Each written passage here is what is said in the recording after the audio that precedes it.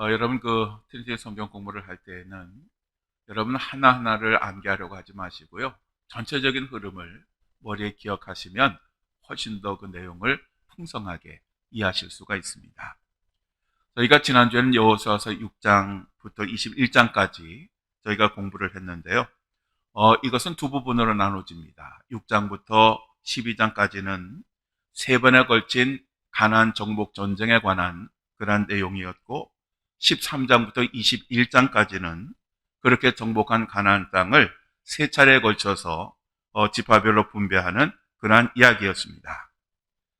당시 가나안에는 통일된 강력한 국가가 있었던 것이 아니라 7족속들을 중심으로 고만고만한 그러한 나라들이 있었습니다. 당시 그 국가들은 도시 국가 형태를 지니고 있었습니다. 그 규모가 얼마 되지 않는 것은 가나안 땅이 우리나라의 강원도만한 규모인데 31개의 왕이 있었다 그랬으니까 정말 작은 그러한 나라들로 구성이 되어 있었습니다. 6장에 보면 가나안 정복 전쟁의 최초의 전투인 여리고성 전투가 나옵니다. 당시 여리고성 사람들은 철로 만든 무기로 무장을 하고 있었습니다. 이에 비하면 이스라엘 군대가 가진 무기는 정말 별 볼 일 없었습니다. 뿐만 아니라 여리고성은 아주 이중으로 견고하게 세워진 그러한 성이었고, 또 여리고성 사람들은 방어를 하는 입장이었기 때문에 이스라엘 사람들보다는 훨씬 더 유리한 조건에서 전투를 치를 수 있었습니다. 따라서 객관적인 전력으로 보면 이스라엘 군대가 여리고성을 점령하는 것은 절대로 있을 수 없는 그러한 일이었습니다. 이러한 상황에서 이스라엘 백성들은 하나님께 매달릴 수밖에 없었고, 하나님께서 말씀하시는 대로 비록 그 말씀이 황당하다 할지라도 그대로 순종을 했고, 그 결과로 여리고성을 아주 쉽게 점령할 수가 있었습니다. 그런데 이스라엘 백성들이 중부 지역을 정복하는 그러한 과정에서 두 가지 특별한 사건이 있었습니다. 하나는 아주 작아서 쉽게 점령할 수 있을 것 같았던 아이성 전투에서 패배한 그런 사건이었고, 또 하나는 기본 사람들과 화친을 맺었던 것입니다. 아이성과의 1차 전투에서 패배한 것은 아간이 여리고성을 점령할 때에 죄를 지었기 때문입니다.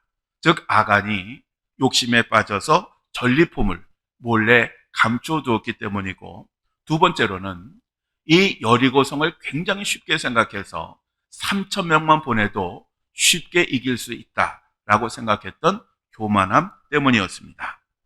또한 이스라엘 백성들은 기본 사람들이 변장을 하고 찾아와서 아주 비굴하게 화친을 요구하자 가나안 정복 전쟁에 앞서서 하나님의 말씀하신 것, 즉 가나안 족속을 하나도 살려주지 말고 완전히 죽이라고 하신 그 하나님의 말씀을 어기고 그들과 화친을 맺은 것이었습니다. 계속해서 전쟁에서 승리를 거두다 보니 이들은 굉장히 쉽게 생각을 했고 하나님의 뜻을 확인하지도 않았던 것입니다. 이러한 사건들은 앞으로 이스라엘 백성들이 이 가나안 땅에서 사는 동안 그들의 삶이 순탄하지 않을 것을 암시하는 그러한 사건들이었습니다. 그럼에도 불구하고 이스라엘 백성들은 하나님의 도우심으로 가나안 땅의 주요 성읍들과 거점들을 점령할 수가 있었고, 그래서 정복 전쟁을 마무리하게 되었습니다. 여호수아서는 하나님께 순종하는 법을 배우는 책입니다. 여호수아서 1장 7절에서 8절까지의 말씀을 우리 함께 읽겠습니다. 오직 강하고 극히 담대하여 나의 종 모세가 내게 명령한 그 율법을 다 지켜 행하고 우로나 좌로나 치우치지 말라. 그래하면 어디로 가든지 형통하리니 이 율법책을 내 입에서 떠나지 말게 하며 주야로 그것을 묵상하여 그 안에 기록된 대로 다 지켜 행하라. 그래하면 내 길이 평탄하게 될 것이며 내가 형통하리라. 아멘. 하나님의 말씀을 항상 우리 입에 두어서 떠나지 말게 하고 그 하나님의 말씀을 날마다 묵상하고 하나님 말씀대로만 살라고 말씀하셨습니다. 바로 이것이 여호수아의 교훈이고 더불어 모든 성경의 교훈의 말씀입니다. 또 우리가 이 세상을 사는 동안 승리를 거두는 유일한 비결이기도 합니다. 저는 우리 산성교회 성도들이 매일 카카오톡에 올리는 말씀을 꼭 듣거나 읽고 그 말씀을 자신의 삶에서 어떻게 적용할지를 심각하게 고민을 하고 그래서 성령의 도우심으로 삶에 실천하는 삶을 살았으면 좋겠습니다. 왜냐하면 이 험한 세상에서 우리가 승리하는 비결이 바로 하나님의 말씀에 있기 때문에 그렇습니다. 여호수아서 13장부터 21장까지는 이스라엘 백성들이 정복한 가나안 땅을 분배하는 이야기가 나옵니다. 이 땅을 분배할 때에 레위 지파에게는 땅을 주지 않았습니다. 왜 그랬죠? 왜냐하면 레위 지파의 본깃은 바로 하나님이었기 때문입니다. 하나님을 섬기기 위해서 성별된 레위 제사장들의 그 기업은 바로 여호와 하나님이었습니다. 다만 레위 지파도 살 곳이 필요했기 때문에 레위 지파에게는 6개의 도피성과 각 지파에서 골고루 48개의 성읍과 목초지를 주어서 그들이 살게 했습니다. 여호수아서 20장에 보면 도피성에 관한 이야기가 나옵니다. 이 도피성이란 부지중, 즉 본의 아니게 사람을 죽인 사람들이 정당한 재판을 받을 때까지 도망가 머물 수 있는 그러한 곳이었습니다. 당시에는 사적 보복이 횡행했기 때문에 정당한 재판을 받기 이전에 죽는 경우가 허다했기 때문에 그렇습니다. 그래서 이 도피성에 도망을 가게 되면 정식으로 재판을 받거나 아니면 그때의 제사장이 죽을 때까지 도망자들은 그 성에 머물 수가 있었습니다. 그리고 여러분 지도에서 보시는 것처럼 이 도피성이란 하루 거리에 있어야 했습니다. 그래서 전국 골고루 6개의 도피성이 세워졌고 여러분이 지도에서 보시는 것처럼 저렇게 사람들이 쉽게 가까이 갈 수 있도록 그렇게 세워졌습니다. 여호수아서 21장 43절에서 45절에는 땅 분배의 결론이 나옵니다. 우리 함께 읽어볼까요? 여호와께서 이스라엘의 조상들에게 맹세하사 주리라 하신 온 땅을 이와 같이 이스라엘에게 다 주셨으므로 그들이 그것을 차지하여 거기에 거주하였으니 여호와께서 그들의 주위에 안식을 주셨으되 그 조상들에게 맹세하신 대로 하셨으므로 그들의 모든 원수들 중에 그들과 맞선 자가 하나도 없었으니 이는 여호와께서 그들의 모든 원수들을 그들의 손에 넘겨주셨음이니라. 여호와께서 이스라엘 족속에게 말씀하신 선한 말씀이 하나도 남음이 없이 다 응하였더라. 아멘. 우리 하나님은 약속하신 것을 반드시 이루시는 분이십니다. 하나님은 이스라엘 백성들의 선조들에게 가나안 땅을 주시겠다고 약속하셨고 그 약속대로 그 모든 것들을 완벽하게 이루어 주셨습니다. 바로 이러한 하나님을 믿고 순종하는 사람들에게는 하나님의 약속이 반드시 성취가 됩니다. 우리들은 항상 이것을 기억하고 하나님의 말씀에 순종하는 삶을 살아야 합니다. 바로 이것이 우리가 지난주에 배웠던 그러한 내용들이고 오늘은 여호수아서 22장부터 24장까지 마지막 부분을 공부하겠습니다. 오늘 여호수아서 22장부터 24장까지의 주제는 하나님을 선택하라 라고 하는 것입니다. 우리가 이것을 영어 교재에 보면 choose God라고 이렇게 표현을 합니다. 이것을 직역하면 선택하신 하나님이 아니라 선택되신 하나님이라고 하는 그런 뜻입니다. 즉 하나님을 우리가 선택하는 선택권이 우리들에게 있다라고 하는 그러한 의미입니다. 우리가 이 세상을 사는 동안 무엇을 선택하느냐에 따라서 우리들의 삶의 내용과 운명이 달라지게 됩니다. 사람은 세상을 살면서 세 가지를 잘 선택해야 한다고 합니다. 그 첫째는 배우자이고, 두 번째로는 직업이고, 세 번째로는 섬기는 신이라고 합니다. 잘 공감이 되지요?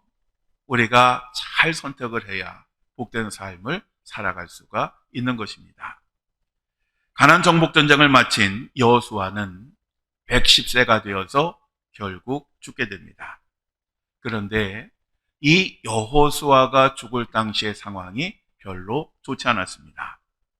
이스라엘 백성들은 가나안 땅을 분배받은 후에 그들에게 그 가나안 땅을 선물로 주신 그런 하나님을 잘 섬기고 은혜 가운데 살았던 것이 아니라 그 가나안 사람들을 진멸하지 않고 그들을 남겨둠으로써 그들의 문화와 종교에 큰 영향을 받아서 당시에는 영적으로 타락한 그러한 삶을 살고 있었습니다. 이스라엘 백성들이 가나안 땅을 정복하는 과정에서 그들은 항상 하나님의 도우심을 구할 수밖에 없었습니다.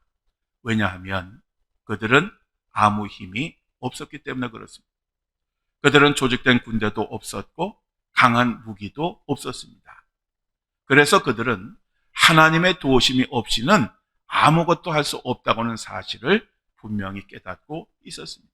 그렇기 때문에 그때에는 하나님이 무슨 말씀을 하시든지 그 말씀에 철저히 순종을 했고, 순종을 했더니 하나님께서 약속하신 그 모든 땅들을 차지할 수가 있었습니다. 그런데 그들이 이제 땅을 분배받고 살만하니까 그들에게 가나안 땅을 주신 그 하나님을 잊기 시작했던 것입니다. 결국 그들은 하나님의 경고대로 타락한 삶을 살았습니다. 요즘 이 세상의 문화는 타락을 부추깁니다. 폭력과 성행위, 술과 담배, 마약과 쾌락 등 하여간 타락을 부추깁니다. 이러한 문화에 우리들의 자녀들이 어려서부터 노출되어 있고 그 아이들의 뇌가 학습을 받고 있습니다. 그래서 그러한 것들이 보편적인 것이다 라고 그렇게 느끼게 되는 것입니다. 즉 우리가 TV를 보거나 영화를 보거나 뉴스를 보면 나오는 내용들이 다 그렇습니다.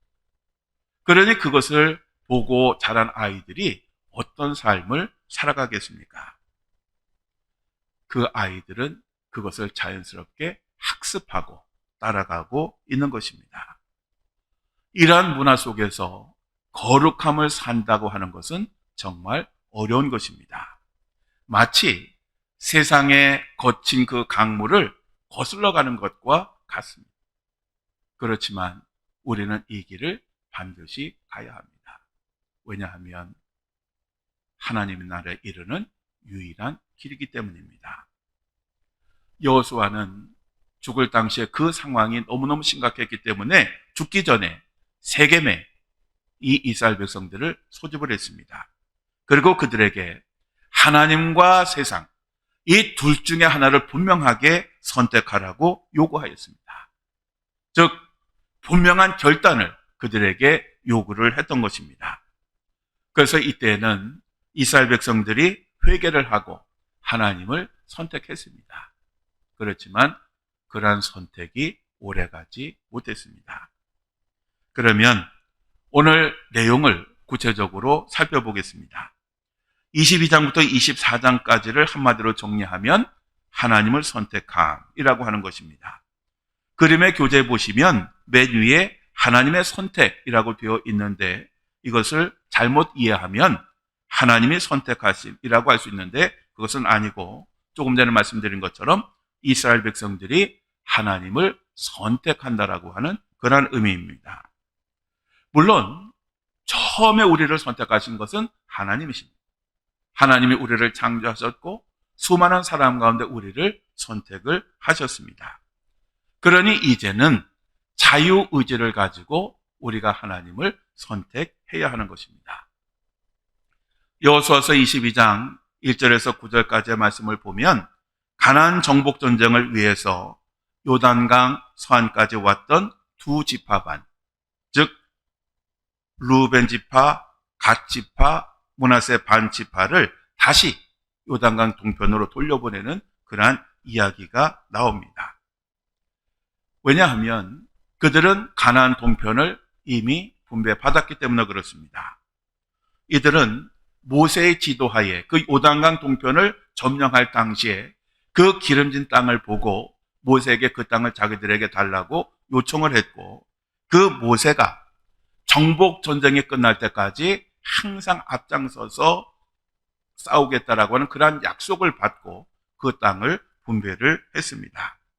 그래서 그들이 요단강을 건너 가나안 정복 전쟁에 참여할 때에는 자기들의 그 아내들, 자녀들, 나이든 부모들, 가족들을 다 분배된 그 땅에다 두고 자기들만 떠났던 것입니다.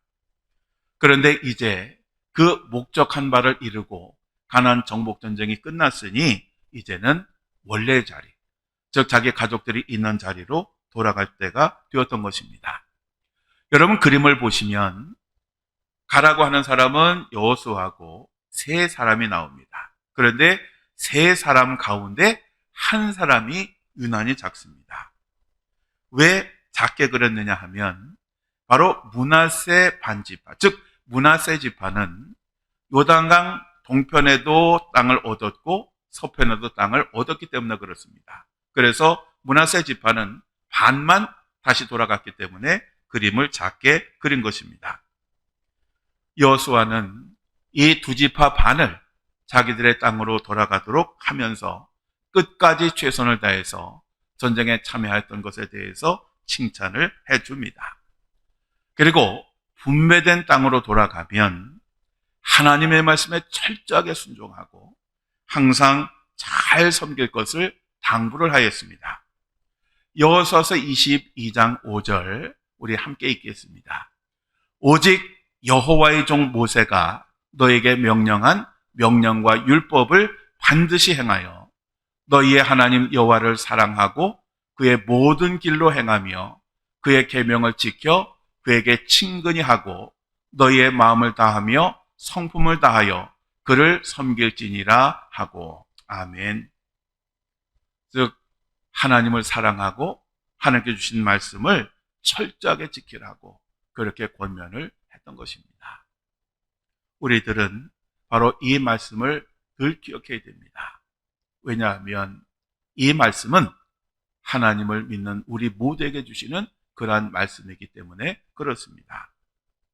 그리고 여호수아는 이 말과 더불어 이제 원래 땅으로 돌아가게 되면 전리품을 잘 나누라고 그렇게 권면을 하였습니다. 요즘 우리들은 부모님의 유산 때문에 싸우는 자녀들을 자주 봅니다. 하여간 부모의 그 유산을 더 가지려고 싸우는 그러한 모습들을 너무 쉽게 볼 수가 있습니다. 이제는 그 부모의 유산 때문에 한 피를 나눈 형제 자매들이 원수가 되는 경우가 얼마나 많은지 모릅니다. 하여간 돈 앞에서는 부모도 없고 형제 자매도 없는 그러한 세상이 되었습니다. 그래서 어떻게 보면 요즘은 자녀들에게 물려줄 유산이 없는 것이 복입니다. 왜냐하면 그렇게 재산이 없으면 형제 자매들이 싸우고 갈라질 일이 없기 때문에 그렇습니다. 요즘 예전에 경기도지사를 지냈고 국회의원을 지냈던 남경필 씨의 그 아들 때문에 굉장히 문제가 되고 있습니다. 필로폰 투약 혐의로 체포가 되었는데 법원에서 구속영장이 기각이 되었습니다. 그러면 나와서 조심을 해야 되는데 그렇게 석방되었음에도 불구하고 필로폰을 계속 투약하는 바람에 문제가 되었습니다. 이 아들은 군 복무 시절에도 후임병들을 폭행하고 추행을 해서 군사법원에서 징역 8개월의 집행유예를 받기도 했습니다. 하여간 많이 가진 것이 자녀들에게 해가 되는 그러한 요소가 되는 것입니다. 그래서 요즘 권세자들과 그 재물을 많이 가진 사람들의 그 자녀들이 마약 때문에 문제가 된 그러한 사례들이 자꾸 보고가 되고 있습니다. 돈이 남아도니까 성실하게 일을 하는 것이 아니라 어떻게 하면 즐길까? 어떻게 하면 쾌락을 누릴까라고 하는 그러한 생각에 빠져서 더욱더 강한 자극을 자꾸 추구하게 되는 것입니다. 그러므로 여러분들은 자녀들을 위해서 많이 남기려고 하지 마시고요. 하나님께서 주신 것, 하나님의 뜻을 따라 의미 있게 다 사용하시기 바랍니다. 돈에 매여 죄를 짓지도 말고 자녀들에게 죄를 지을 기회도 주지 마시기 바랍니다. 돈을 사랑함이 일만하게 뿌리라고 말씀하셨습니다. 항상 여러분 주시는 하나님의 그 재물이 여러분의 삶을 의미 있고 보람 있고 풍성하게 만드는 하나님의 복이 되시기를 바랍니다. 자, 이렇게 여호수아가 두 지파반을 보내면서 칭찬과 권면과 축복을 하고 이제 그들 땅으로 돌려보냅니다. 그런데 이 두 지파반이 이제 요단강을 건너 자기들의 분배된 땅으로 가면서 그 요단강가에 큰 제단을 하나 쌓았습니다. 아마도 당시 실로의 성막 안에 있던 번제단보다 이 돌 제단이 훨씬 더 컸던 것 같습니다. 그러자 심각한 문제가 생깁니다. 가나안 땅에 이제 거주하게 된 9지파 반이 이것을 오해를 합니다. 아마도 두 지파 반이 그렇게 큰 그러한 제단을 쌓은 걸로 봐서 그들은 하나님이 아니라 우상을 숭배하기 위해서 그렇게 세운 것이다. 그렇게 오해를 하게 되었던 것입니다. 그런데 그들이 만약에 진짜로 우상을 숭배하게 되면 이스라엘은 나중에 두 개로 갈라질 수밖에 없습니다. 즉 하나님파하고 우상파 이렇게 두 개로 쪼개질 수밖에 없습니다. 오해라고 하는 것은 반드시 풀어야 합니다. 오해를 풀지 않으면 심각한 문제가 생기기 쉽습니다. 즉 다른 사람의 이야기를 듣고 그래? 라고 결론을 내리면 그래서 확인을 하지 않고 판단을 하거나 행동을 하게 되면 꼭 후회할 일이 생기게 됩니다. 사실 교회에서 보면 별거 아닌데 알고 나면 진짜 싸울 일도 아닌데 그것 때문에 갈등하고 싸우다가 교회를 떠나는 성도들이 의외로 많이 있습니다. 혹시 여러분에게 안 좋은 소리가 들리면 꼭 확인을 하시기 바랍니다. 확인하지 않고 결론을 내리면 반드시 후회를 하게 됩니다. 그러니까 여러분들도 담임 목사나 다른 교인들에 대해서 잘못된 이상한 소리를 들으면 반드시 대화를 통해서 그 내용을 확인하시기 바랍니다. 제가 군대에서 목회를 할 때에 한 번은 권사님이 그 제 사무실에 있는 그 회의용 그 탁자에 예쁜 화분을 놓고 싶었습니다. 그래서 그것을 저희 군정병에게 이것을 갖다 놔도 되겠느냐고 이렇게 물었더니 군정병이 안 된다고 거절을 했습니다. 그 군정병이 하는 말이 우리 목사님은 화분을 싫어합니다. 이렇게 얘기를 한 겁니다. 그래서 그 권사님은 그 좋은 마음으로 그 화분을 놓으려고 했던 것을 포기하고 맙니다. 근데 나중에 시간이 지나서 얘기를 하다 우연히 제가 권사님에게 이 이야기를 들었습니다. 그래서 제가 아니라고 한 후에 군정병을 불렀습니다. 너 왜 거짓말을 했냐? 내가 언제 화분 싫어한다고 했냐? 그랬더니 그 친구 하는 말이 만약에 화분을 들여놓으면 자기가 그 화분을 관리해야 되는 것이 너무 귀찮아서 그래서 권사님에게 거짓말을 했다라고 그렇게 얘기를 했습니다. 그 얘기를 듣고 나니까 참 그 권사님이 얼마나 황당하셨을까. 도대체 목사가 도대체 뭔 생각 때문에 꽃화분을 싫어하실까? 얼마나 그 오해를 했겠습니까? 그러니까 우리들은 항상 의사소통을 잘 해야 합니다. 이 의사소통이 안 돼서 문제가 되는 데가 정말 많습니다. 국가도 문제고 사회도 문제고 그다음에 교회도 문제입니다. 이 대화가 단절이 되면 동맥경화가 이루어집니다. 동맥경화가 이루어지면 많은 병들이 생기게 됩니다. 교회도 대화가 단절이 되면 많은 문제가 생기게 됩니다. 자, 다시 성경으로 돌아가겠습니다.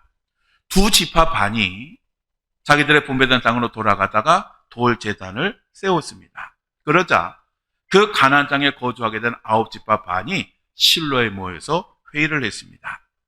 그리고 그들은 싸우러 가서 두 지파반, 즉 우상을 숭배할 두 지파반을 전멸시키고자 했습니다.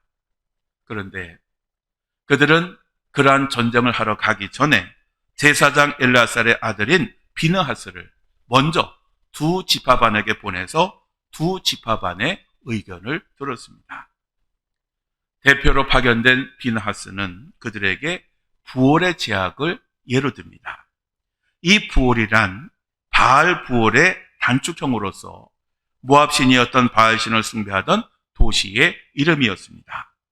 그리고 부올의 제약이란 이스라엘 백성들이 시딤에 머물 때에 당시 모압과 미단 여인들의 유혹에 빠져서 이스라엘 백성들이 바알 신을 숭배했던 그러한 죄를 가리키는 것입니다. 당시 이것을 보고 분노하신 하나님은 그들에게 연병을 내리셨고 그 연병으로 인해서 순식간에 이스라엘 백성 2만 4천 명이 죽임을 당했습니다. 그리고 그때 이 비느하스가 의분에 불타서 미디안 여인인 고스비를 이스라엘 진영까지 데리고 온 시므리와 그리고 그 고스비까지 창으로 찔러 죽였습니다. 바로 그때 비로소 하나님께서는 그 재앙을 거두셨습니다.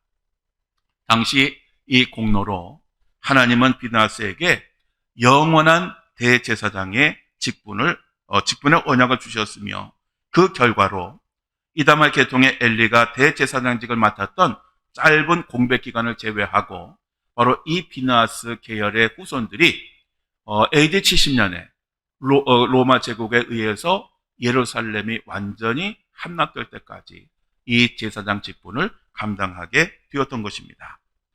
따라서 이러한 비느하스가 두 지파반과 협상을 하는 그런 대표로 뽑힌 것은 굉장히 적절한 것이었습니다. 결국 이 비느하스가 그곳에 가서 이 부올의 죄악의 예를 들어가면서 두 지파반에게 너희가 우상을 숭배하려고 그렇게 큰 제단을 만든 것이 아니냐라고 물었습니다. 그러면서 이렇게 이야기를 합니다. 우리 함께 읽겠습니다. 부올의 죄악으로 말미암아 여호와의 회중에 재앙이 내렸으나 오늘까지 우리가 그 죄에서 정결함을 받지 못하였거늘 그 죄악이 우리에게 부족하여서 오늘 너희가 돌이켜 여호와를 따르지 아니하려고 하느냐? 너희가 오늘 여호와를 배역하면 내일은 그가 이스라엘 온 회중에게 진노하시리라. 아멘. 이 말씀이 무엇입니까? 만약에 두 지파반이 우상을 숭배하게 되면 그들이 심판받는 것은 당연한 것이고 뿐만 아니라 나머지 9지파반까지 하나님의 심판을 받게 될 것이다 라고 하는 그러한 의미의 말입니다. 그러자 두 지파반은 자기들이 큰 제단을 쌓은 것은 우상을 숭배하려고 한 것이 아니라 언젠가 자기 자녀들에게 하나님의 도우심으로 가나안 땅을 얻었다라고 하는 것을 교육시키기 위해서 그래서 큰 제단을 그곳에 쌓았다라고 그렇게 설명을 하였습니다. 이로 인해서 지파 사이에 있었던 그 갈등은 해결이 되고 서로 기뻐하는 것으로 마무리를 하게 되었습니다. 만일 이때에 대화를 하지 않고 9지파 반이 2지파 반을 공격했다면 어떻게 되었을까요?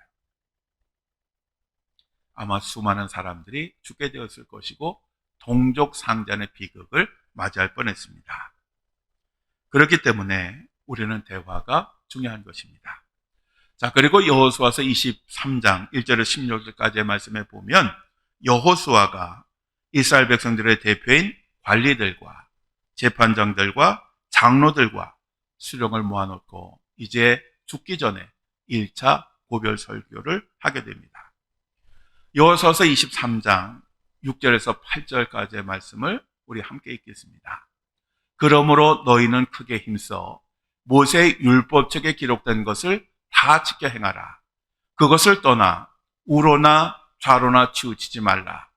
너희 중에 남아있는 이 민족들 중에 들어가지 말라. 그들의 신들의 이름을 부르지 말라. 그것들을 가리켜 맹세하지 말라. 또 그것을 섬겨서 그것들에게 절하지 말라. 오직 너희의 하나님 여호와께 가까이 하기를 오늘까지 행한 것 같이 하라. 아멘. 여호수아는 죽기 전에 이스라엘 백성들의 그 대표들을 다 모아놓고 이러한 말을 했던 것입니다. 즉 그들에게도 오직 하나님의 말씀대로만 살고 절대로 우상을 숭배하지 말라라고 그렇게 당부를 했던 것입니다. 근데 이러한 말씀은 지금 두 지파 반뿐만 아니라 나머지 이스라엘 지파들에게도 이야기를 했지만 사실은 그 이전부터 계속해서 들려준 그러한 말씀입니다. 그리고 신약 시대에 있어서도 마찬가지입니다. 우리들은 끊임없이 성경을 통해서 하나님을 잘 섬기고 하나님을 사랑하고 하나님 앞에서 죄를 짓지 말고 우상을 숭배하지 말라라고 하는 그러한 이야기를 듣습니다. 왜 이렇게 수없이 반복해서 하나님이 우리들에게 말씀하실까요? 그것은 우리가 잘 지키지 않기 때문입니다. 그래서 하나님 끊임없이 이것을 되새기도록 말씀을 하신 것입니다. 여러분, 우리 하나님이 제일 싫어하는 것이 무엇입니까? 그것은 우상 숭배입니다. 출애굽기 34장 14절에 하나님께서 이렇게 말씀하셨습니다. 우리 함께 읽겠습니다. 너는 다른 신에게 절하지 말라. 여호와는 질투라 이름하는 질투의 하나님이니라. 아멘. 우리 하나님은 너그러운 하나님이십니다. 그래서 우리가 큰 죄를 지어도 회개하고 돌아가면 그 죄를 묻지 않으시고 우리를 안아주시는 그러한 분이십니다. 그렇지만 그분이 정말 화를 내실 때가 있는데 언제냐? 우상을 숭배할 때, 하나님보다 다른 것을 더 귀하게 여길 때, 그때는 하나님은 분노하십니다. 왜냐하면 우리 하나님은 질투의 하나님이시기 때문에 그렇습니다. 이스라엘 역사를 보면 바로 이러한 것들이 분명히 드러납니다. 지금 여러분이 보시는 저 그림은 통일 왕국 시대를 그린 그림입니다. 이 그림을 보시면 왜 이스라엘 백성들이 결국 멸망하게 되었는지 그 그림이 잘 나오는데요. 제일 왼쪽부터 보시면 기름을 붓는 사무엘 선지자가 나옵니다. 즉 사무엘 선지자가 사울에게 기름을 부어서 초대 왕으로 세웁니다. 그리고 이 사울 왕이 이제 정복 전쟁을 시작합니다. 그리고 그 2대 왕으로 다윗 왕이 세워지고 그 나라가 영토를 확장하고 평탄해집니다. 그리고 세 번째로 솔로몬 왕이 세워집니다. 처음에는 참 잘했습니다. 늘 하나님의 말씀을 경청하고 하나님께 주신 그 지혜로 나라를 잘 다스려서 아주 세계적으로 유명한 그러한 왕이 되었습니다. 그런데 그 앞에 그림을 보시면 우상을 숭배하는 사람들의 모습이 나옵니다. 즉 이 솔로몬 왕이 말년에 정략적으로 수많은 이방 여인들과 결혼했고 그 여인들이 믿는 그 신을 예루살렘으로 끌어들였습니다. 그래서 이스라엘 백성들이 그 우상을 숭배하기 시작했습니다. 그 결과 여러분 그림에서 보시는 것처럼 그 이스라엘의 땅이 쪼개집니다. 그래서 두 개의 나라로 갈라지게 됩니다. 이렇게 해서 두 개의 나라가 역사를 이어가게 됩니다. 그런데 이 두 나라로 갈라졌을 때 북이스라엘의 초대 왕이 여로보암이었는데 이 여로보암은 이스라엘 백성들에게 있어서 그 예루살렘에 있는 그 성전에 대한 그 갈망이 대단했기 때문에 이 이스라엘 백성들이 그 마음을 거기다 둘 것 같으니까 아예 베델과 단에다 두 곳에다가 금송아지를 만들고 이것이 우리 하나님이다 이렇게 선포를 하고 백성들이 그것을 섬기도록 했습니다. 바로 이러한 그 일들로 인해서 이 북이스라엘은 우상을 계속 숭배하게 됩니다. 북이스라엘이 BC 722년에 아수르 제국에 멸망을 했고 역사가 더 이어가서 남유다는 BC 586년에 멸망을 당합니다. 이 차이가 무엇이었을까요? 왜 북이스라엘은 먼저 멸망을 했고 남유다는 역사가 이어졌을까요? 그 이유는 하나입니다. 북이스라엘은 처음부터 끝까지 모든 왕들이 우상을 숭배하는 그러한 왕들이었습니다. 그렇기 때문에 그들은 결국 멸망을 했고 남유다는 정말 포악한 그러한 왕들, 우상을 숭배하는 왕들이 있기는 했지만 간혹 하나님을 두려워하고 하나님을 경외하고 하나님 섬기는 왕들이 있었습니다. 그래서 그들의 역사가 조금 더 길었습니다. 그렇지만 결국 남유다도 우상 숭배로 인해서 망하게 되었던 것입니다. 여호수아서 23장 13절 말씀을 우리 함께 읽겠습니다. 확실히 알라. 너희 하나님 여호와께서 이 민족들을 너희 목전에서 다시는 쫓아내지 아니하시리니 그들이 너희에게 올무가 되며 덫이 되며 너희의 옆구리에 채찍이 되며 너희의 눈에 가시가 되어서 너희가 마침내 너희 하나님 여호와께서 너희에게 주신 이 아름다운 땅에서 멸하리라. 아멘. 여호수아는 다시 한번 이스라엘 백성들에게 경고를 합니다. 그들이 하나님의 말씀에도 불구하고 가나안 땅 족속들을 완전히 멸하지 않았기 때문에 그들은 이스라엘 백성들에게 올무가 되고 덫이 되고 옆구리에 채찍이 되고 눈에 가시가 될 것이다 라고 그렇게 이야기를 했습니다. 만일 이때라도 이스라엘 백성들이 진정으로 참여하고 돌이켰다면 가나안 족속을 멸하고 우상을 철폐하고 하나님께 돌아왔다고 하면 이스라엘 백성들의 역사는 달라졌을 것입니다. 그렇지만 이스라엘 백성들은 그때뿐이었습니다. 그때만 후회하고 그때만 눈물을 흘리고 그때만 참회를 했습니다. 이것은 이때뿐만 아니라 사사시대를 통해서도 계속해서 이어지게 됩니다. 데살로니가전서 5장 22절 말씀 우리 함께 읽겠습니다. 악은 어떤 모양이라도 버리라. 아멘. 여러분 오늘 새벽에도 말씀드렸지만 악이란 어떠한 모양이라도 버려야 됩니다. 왜냐하면 그 악을 이 정도는 별거 아니야 라고 생각하고 두게 되면 그 악이 자라나서 우리 몸 전체를 망가뜨리기 때문에 그렇습니다. 그러므로 하나님께서 하지 말라 하면 철저히 하지 말아야 됩니다. 이 정도 도도 제가 얼마든지 통제할 수 있습니다 라고 생각하는 것은 정말 미련하고 어리석은 것입니다. 여호수아서의 마지막 장인 24장에 보면 이제 여호수아가 이스라엘 백성 전체를 모아놓고 두 번째 고별 설교를 하게 됩니다. 세겜에서 이 고별 설교를 했는데 우리가 지난주에 공부했던 것처럼 이 세겜이라고 하는 곳은 골짜기에 있고 양쪽에 두 산이 있었습니다. 그래서 여기는 이 지형적으로 어떤 그 소리를 지르게 되면 멀리까지 그 소리가 퍼졌습니다. 그래서 저 지역은 많은 이스라엘 그 족속들이 모여도 얼마든지 설교를 할 수 있는 그러한 지역이었습니다.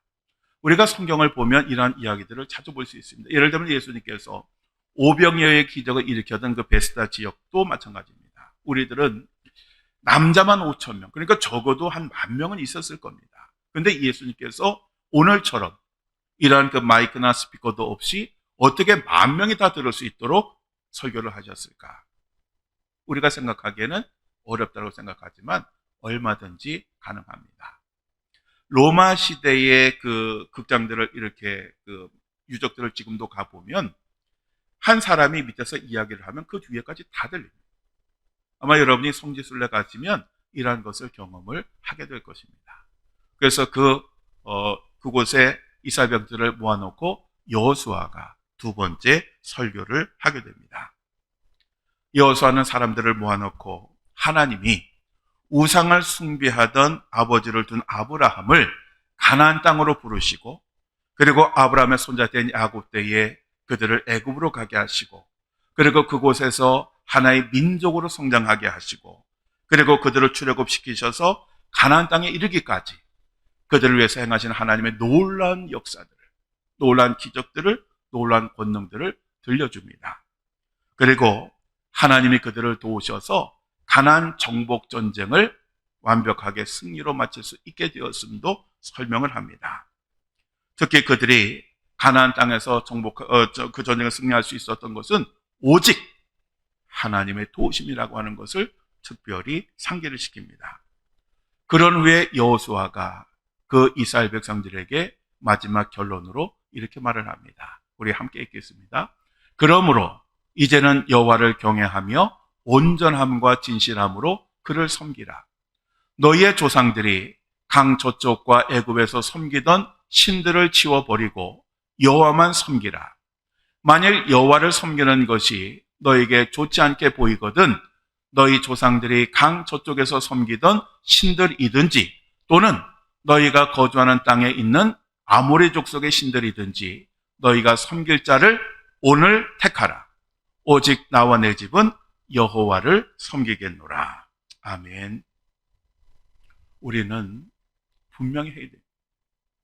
하나님이냐 세상이냐 둘 다 섬길 수 없습니다. 하나만 선택해야 돼요. 그런데 오늘날 많은 성도들이 이리 갔다가 저리 갔다가 양다리를 거치면서 살아가고 있습니다.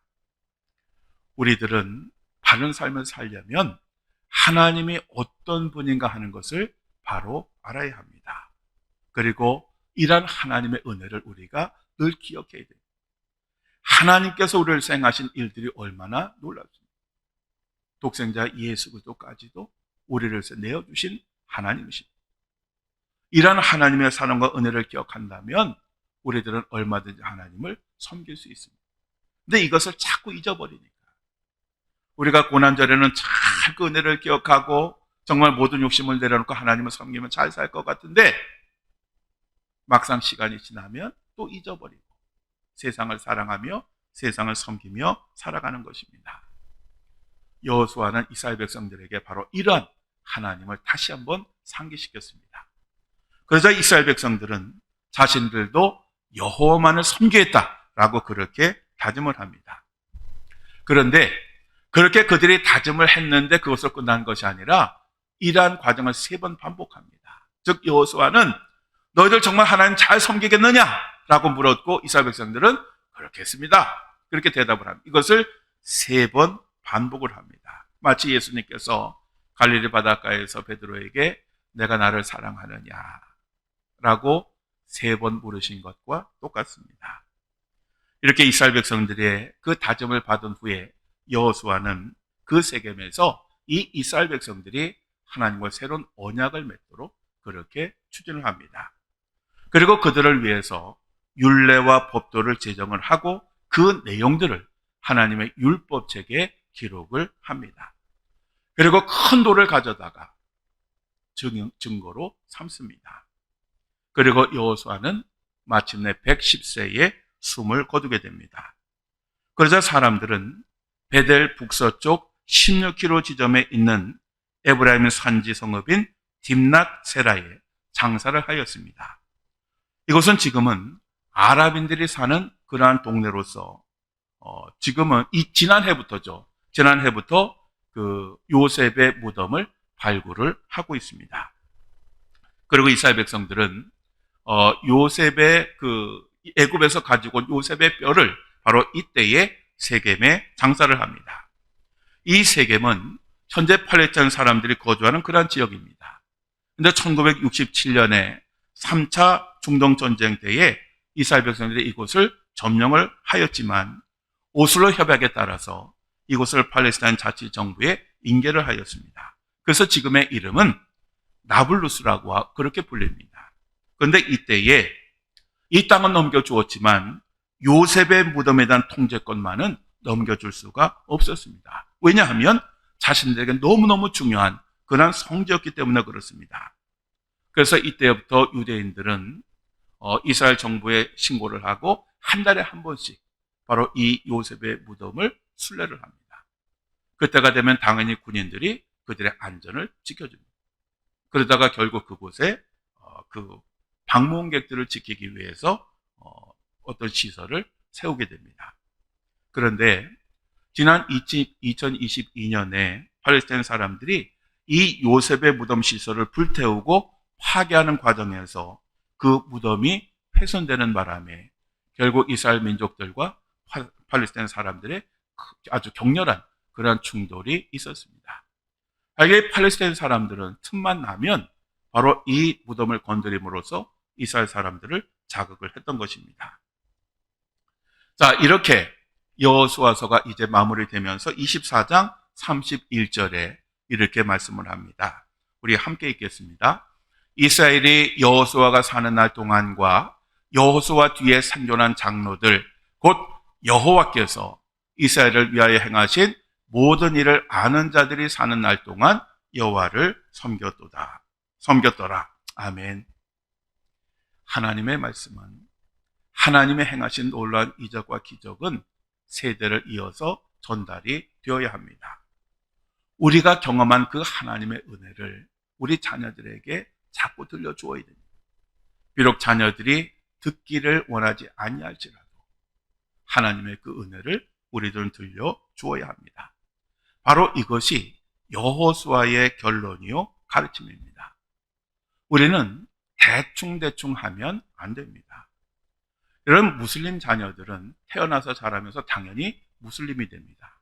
그런데 기독교 신자들의 자녀들은 어떻게 됩니까? 기독교인이 되기보다는 무교 신자가 됩니다. 즉 어렸을 때에는 부모님 밑에 있을 때에는 당연히 교회를 다니지만 시간이 지나면 이 아이들이 교회를 떠나고 있습니다. 왜 그럴까요? 왜 무슬림의 자녀들은 죽을 때까지 무슬림인데 왜 기독교인의 자녀들은 시간이 지나면 교회를 떠날까요? 왜 하나님을 떠날까요? 우리들은 그 이유를 잘 되새겨야 합니다. 여러분들은 이 여호수아서의 교훈을 꼭 마음에 새기시고 절대로 우상 숭배하지 마시고 자녀들에게 살아계신 하나님의 놀라운 그 은혜, 놀라운 역사를 잘 증거함으로써 여러분도 복받고 여러분의 자녀도 복받는 놀라운 은혜를 누리시기를 주님의 이름으로 간절히 축원합니다.